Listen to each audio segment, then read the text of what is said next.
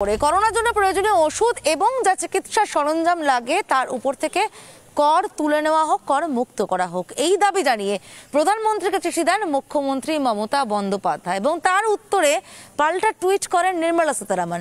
সেখানে তিনি ব্যাখ্যা দেন যে ঠিক কি করা হয়ে গিয়েছে ইতিমধ্যেই। কেন্দ্র রাজ্য কর তরজা এখন তুঙ্গে।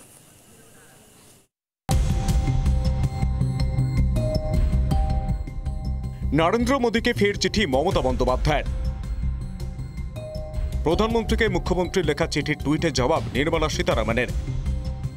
করোনা আবহে রবিবার কেন্দ্র রাজ্য কর তরজা দেখল দেশবাসী। অক্সিজেন সরবরাহ বৃদ্ধি থেকে করোনার ওষুধ ও প্রয়োজনীয় সরঞ্জামে কর ছাড়ের দাবি। এই দাবি জানিয়ে এদিন প্রধানমন্ত্রীকে চিঠি লেখেন মমতা বন্দ্যোপাধ্যায়। চিঠিতে রাজ্যের মুখ্যমন্ত্রী লিখেছেন, করোনার প্রয়োজনীয় সামগ্রীর উপর কর ছাড় রাজ্যের সব পক্ষই এই দাবি তুলছে, তবে এটা কেন্দ্রের এখতিয়ারভুক্ত, তাই এক্ষেত্রে সিদ্ধান্ত নিতে পারে না রাজ্য। অবিলম্বে জিএসটি তুলে নেওয়ার আর্জি মমতার। বাইপ্যাক মেশিন, অক্সিজেন কনসেন্ট্রেটর, আইসিইউ সরঞ্জাম, এই সমস্ত সরঞ্জামে কর ছাড়ের দাবি মুখ্যমন্ত্রীর। সরবরাহের নির্দিষ্ট সীমাও তুলে দেওয়ার আর্জি মমতার।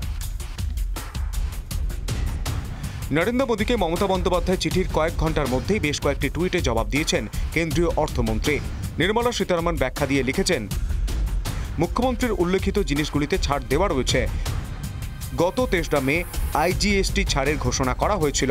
এর আগে শুল্ক ও স্বাস্থ্যকরে ছাড় দেওয়া হয়েছিল। কোভিড পরীক্ষার কিট ও ভ্যাকসিনে ছাড় রয়েছে। কর ছাড় রয়েছে অক্সিজেন উৎপাদন, মজুতকরণ ও বন্টনে।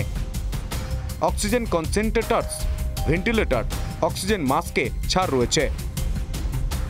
ছাড় দেওয়া রয়েছে রেমডেসিভির ওপরও। ওষুধ তৈরির উপকরণগুলিও কর ছাড়ের আওতায় রয়েছে।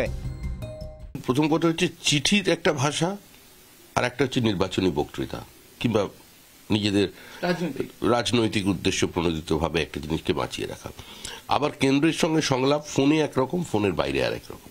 আমার মনে হয় পশ্চিমবঙ্গের রাজনীতি সচেতন মানুষ বা পশ্চিমবঙ্গের বর্তমান প্রজন্ম এটা বুঝতে পেরেছেন, একটা ল্যান্ডস্লাইড ভিক্টরি, একটা নির্বাচনে জয় সমস্ত প্রশ্নের উত্তর হতে পারে না, সমস্ত সমস্যার সমাধান হতে পারে না। রাজ্য সরকারের শংসাপত্র পাওয়া কোনো ত্রাণ সংস্থা বা স্বায়ত্তশাসিত সংস্থা দেশে বিনামূল্যে বিতরণ করতে চাইলে সেক্ষেত্রে করোনায় প্রয়োজনীয় সমস্ত ওষুধ ও সামগ্রীর ক্ষেত্রে এই ছাড় প্রযোজ্য বলে টুইটে জানিয়েছেন নির্মলা সীতারামন। ভ্যাকসিন থেকে সংগৃহীত মোট রাজস্বের প্রায় 70% রাজ্যগুলিই পায়, টুইটে দাবি করেছেন কেন্দ্রীয় অর্থমন্ত্রী। Bureau report, Republic Bangla.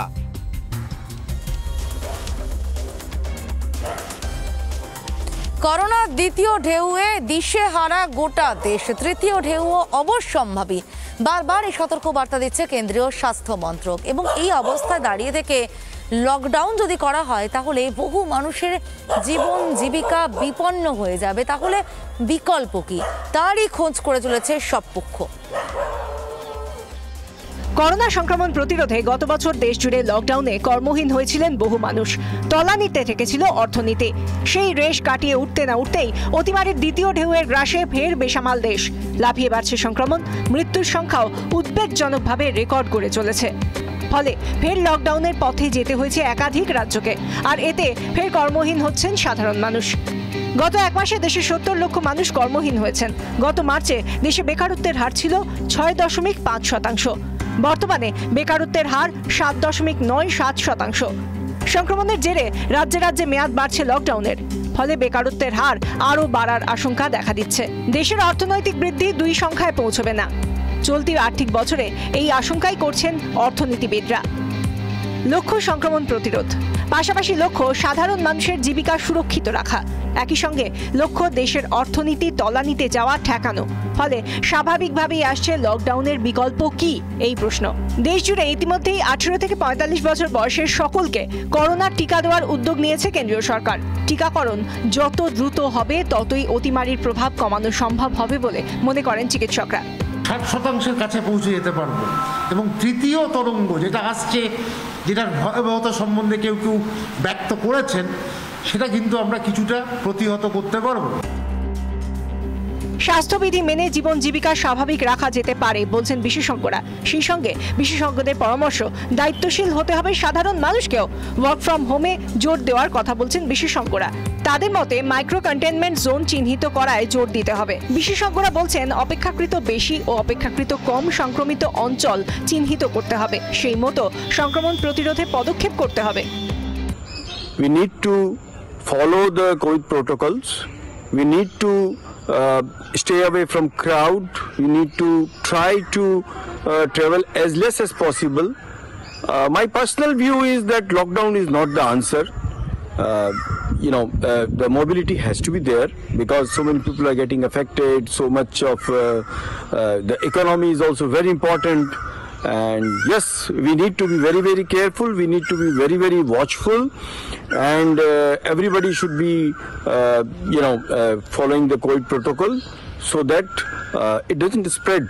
And of course, more and more people need to be vaccinated, which the government is trying to do. তবে দেশের জনসংখ্যার নিরিখে দ্রুত টিকাকরণ বড় চ্যালেঞ্জ। দেশের জিডিপি বৃদ্ধিতে বড় ভূমিকা নেয় শহরাঞ্চল। সেখানে জনসংখ্যা ও জনঘনত্ব বেশি, ফলে সংক্রমণের আশঙ্কাও বেশি। তাই শহরাঞ্চলে দ্রুত টিকাকরণে জোর দিচ্ছেন বিশেষজ্ঞরা। ট্রেন বন্ধ না করে ট্রেন চালানোর পক্ষেই মত দিচ্ছেন বিশেষজ্ঞরা। বাসের সংখ্যা কমানোর পরিবর্তে বাড়ানোর পরামর্শ দিচ্ছেন বিশেষজ্ঞরা। সেক্ষেত্রে রাজ্য ও কেন্দ্রীয় সরকার পেট্রোল ও ডিজেলের যে সেস নেয় তা মকুব করে পরিবহন ব্যবস্থার সঙ্গে যুক্তদের সরকারি সাহায্য করতে পারে, মত বিশেষজ্ঞদের। বাউন্স ব্যাক যেটা 2020-21 যে অর্থনীতির ক্ষতি হয়েছিল, if you look to China, if you look to US, if you look to England, তারা কিন্তু অনেকটাই কিন্তু বাউন্স ব্যাকে সমর্থ হয়েছেন। আমরাও বাউন্স ব্যাক করেছি, কিন্তু এই যে সেকেন্ড ওয়েভ যেটা চলে এলো, এই সেকেন্ড ওয়েভের যে impact, if you look to the services sector, shopping mall, gym, bar, spa, transportation, this thing that thing, services sector যেটা 63% অফ জিডিপি অফ ইন্ডিয়ার যেটা একটা ওয়েটেজ বহন করে, সেই সার্ভিসেস সেক্টর কিন্তু ওয়ার্স্ট হিট। এবং আমার মনে হয় এই জিনিসটা যদি প্রলং হয় তাহলে কিন্তু জিডিপি তো কন্ট্রাকশন তো অবশ্যম্ভাবী, কিন্তু নিচের দিকে যে সার্ভিসেস সেক্টরের যে লোয়ার টায়ার, এখানে কিন্তু একটা ইকোনমিক একটা খুবই বাজে নেতিবাচক প্রভাব পড়বে বলে আমার ধারণা। এছাড়াও মাইক্রো কন্টেইনমেন্ট জোন চিহ্নিত করায় জোর দেওয়ার পরামর্শ দিচ্ছেন বিশেষজ্ঞরা। লকডাউনে একাধিক বিকল্প পথ রয়েছে। জীবিকা ও অর্থনীতি সচল রাখতে যে পথ অনুসরণ করা যেতে পারে বলেই জানাচ্ছেন বিশেষজ্ঞরা। রিপাবলিক বাংলা। করোনা সংক্রান্ত আরও খবর রয়েছে। সাধারণ মানুষ ঠিক কতটা অসহায় তুলে ধরবো সেই ছবিও কিন্তু একটা ছোট্ট বিরতির পর। সঙ্গে থাকুন। নারদা কাণ্ডের ক্ষেত্রে কি পদক্ষেপ নেওয়া হয়েছে তা জানতে চেয়েছিলেন রাজ্যপাল। আরও একবার জানিয়ে রাখতে চাইব আপনাদেরকে, রাজ্যপাল যে নির্দেশিকা দিয়েছিলেন, যে পারমিশন দিয়েছিলেন, বলা ভালো যে অনুমতি দিয়েছিলেন, তারপরে কি পদক্ষেপ নেওয়া হয়েছে সে বিষয়ে জানতে চেয়েছেন তিনি। আরও একবার আপনাদের জানিয়ে রাখতে চাইব, রাজ্যপাল যে অনুমতি দিয়েছিলেন,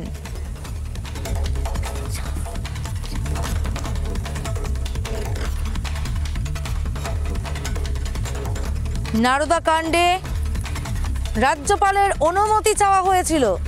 সেই অনুমতি চাওয়ার পর নারদা নিয়ে সরকার কি পদক্ষেপ করেছে তা জানতে চেয়ে টুইট রাজ্যপালের।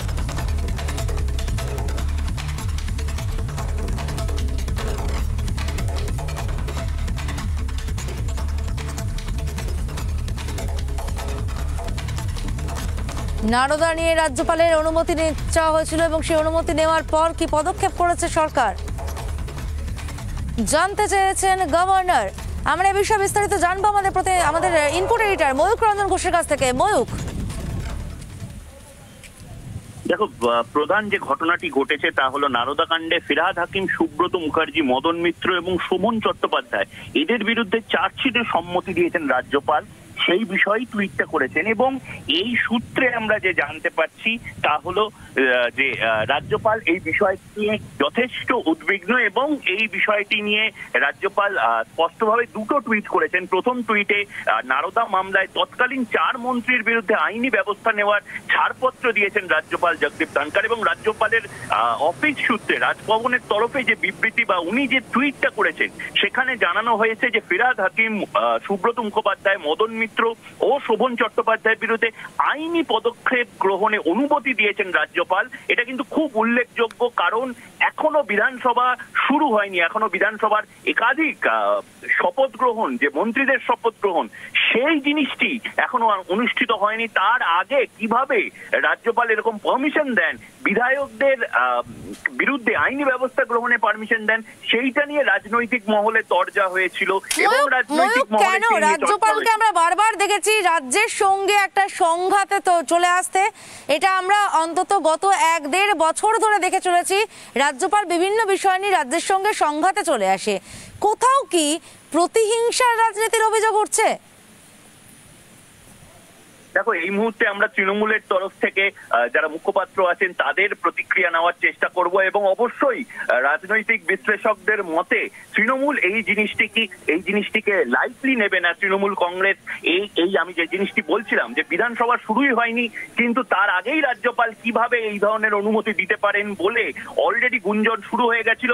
রাজ্যপাল কিন্তু পাল্টা বিবৃতি দিয়ে জানিয়েছে বিধায়ক হিসেবে উল্লেখিত ব্যক্তিদের বিরুদ্ধে আইনি পদক্ষেপ অনুমতি দেওয়া হয়নি। যখন ঘটনাটি সংঘটিত হয় সেই সময় তারা পশ্চিমবঙ্গ সরকারের মন্ত্রী ছিল, সুতরাং মন্ত্রী হিসাবে এই অনুমতিটি দেওয়া হয়েছে, এদের বিরুদ্ধে প্রসিকিউট করবার পারমিশনটি দেওয়া হয়েছে। সুতরাং তুমি বলতেই পারো যে প্রতিহিংসার রাজনীতি শুরু হয়েছে বলে তরজা শুরু হবে। তৃণমূল ভার্সেস বিজেপি, আবার নতুন করে কেন্দ্র বনাম রাজ্যের যে সংঘাত, রাজ্য সরকার বনাম রাজ্যপালের যে সংঘাত, সেই জিনিসটি আবার সামনে আসবে। তুমি জানো যে বিধায়কদের পরে এখন মন্ত্রীদের শপথ গ্রহণ এখনো হয়নি, তার আগেই এই তরজাটি এবং তার আগেই এই পারমিশন দেওয়া যথেষ্ট উল্লেখযোগ্য এবং গুরুত্বপূর্ণ বলে মনে করছে রাজনৈতিক মহল। সমাদৃতা,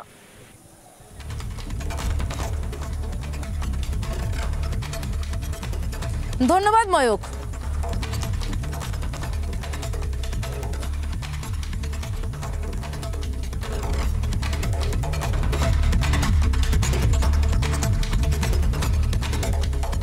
করোনা আক্রান্তের দেহ পড়ে রয়েছে দীর্ঘক্ষণ বাড়িতে, মারা গিয়েছেন হয়তো সকালে, দেহ বিকেলেও দাহ হচ্ছে না। প্রশাসন, পুলিশ, কর্পোরেশন কাউকে জানিয়ে কোনো লাভ হচ্ছে না। বাংলা দেখছে একের পর এক বাড়িতে এমন করুণ পরিস্থিতির ছবি।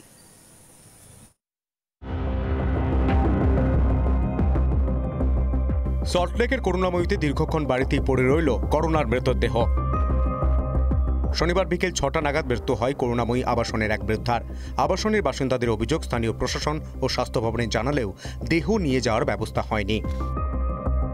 তাদেরকে খবর দেওয়া হয়েছে প্রশাসনকে যে নিয়ে যাওয়ার জন্য, কিন্তু এখনো পর্যন্ত প্রশাসনের তরফ থেকে কোনো রকম কার্যকারিতা উদাহরণ আমরা পাইনি। খবর পেয়ে দ্রুত দেহ সরিয়ে নিয়ে যাওয়ার আশ্বাস দেয় পুর নিগম। বারাসতের বাণীকণ্ঠ এলাকাতেও একই ছবি। বাড়িতেই মারা যান বছর 45-এর এক মহিলা। তার শরীরে করোনার উপসর্গ ছিল। শনিবার রাত 9টা নাগাদ তার মৃত্যু হয়। অভিযোগ, স্থানীয় প্রশাসনকে জানিয়েও সাহায্য মেলেনি। এদিকে দেহ 14 ঘন্টা বাড়িতে পড়ে থাকে। ঘনবসতি এলাকা হওয়ায় স্থানীয়দের মধ্যে আতঙ্ক ছড়ায়।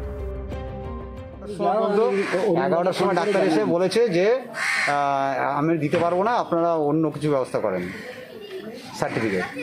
তো আপনারা কাউন্সিলরকে এখন কাউন্সিলরের কাছে গেছি, কাউন্সিলরই ব্যবস্থা করছে আর কি, এখন দৌড়দৌড়ি করছে কীভাবে কী করা যায়। কাউন্সিলরের কাছে যাওয়া হয়েছিল, কাউন্সিলর এখন দৌড়দৌড়ি করছে এই বিষয়টা নিয়ে। উত্তর 24 পরগনার হাওড়ায় কোভিড মৃতদেহ 11 ঘন্টা বাড়িতে পড়ে রইল। রবিবার পড়ে গিয়ে মৃত্যু হয় করোনা আক্রান্ত এক বৃদ্ধার। অভিযোগ, স্থানীয় পঞ্চায়েত সদস্যকে জানিয়েও কোনো সাহায্য মেলেনি। বেঁধে ওখানে রেখেছি। প্রশাসনকে জানিয়েছেন? হ্যাঁ। কি বলছেন তারা? বলছে তো অ্যাম্বুলেন্স এখন আসবে তখন আসবে এরকম বলছে। মুখ্যমন্ত্রী মমতা বন্দ্যোপাধ্যায়ের নির্দেশের পরই কলকাতা পুরসভার তরফে কয়েক জায়গায় তৎপরতা দেখা যায়। করোনা সংক্রমণের বাড়িতে মৃত্যু হলে দ্রুত দেহ সরিয়ে ফেলার নির্দেশ দেওয়া হয় কলকাতা পুরসভার পুর প্রশাসক ফিরহাদ হাকিমের তরফে। তারপরেও বারবার করোনায় মৃতের দেহ সৎকার নিয়ে অবহেলার ছবি উঠে আসছে রোজই। রিপাবলিক বাংলা। রাজ্যে অক্সিজেনের ঘাটতি মেটাতে নয়া উদ্যোগ নেওয়া হলো। সাগর দত্ত মেডিকেল কলেজ এবং সরসুনায় অক্সিজেন পার্লার চালু হলো।